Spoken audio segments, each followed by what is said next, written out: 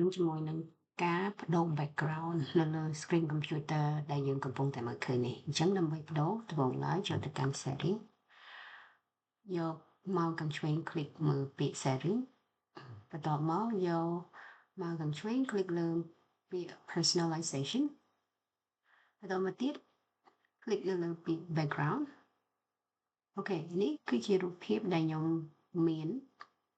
អូខេដោយសារតែខ្ញុំអត់ចង់ដាក់រូបភាពមិញហ្នឹងទេអញ្ចឹងខ្ញុំចង់ដាក់រូបភាព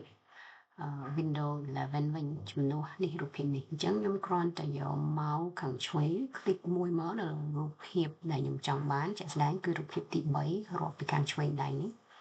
click មួយមកអូខេបន្តមកទៀតយើងទៅមើល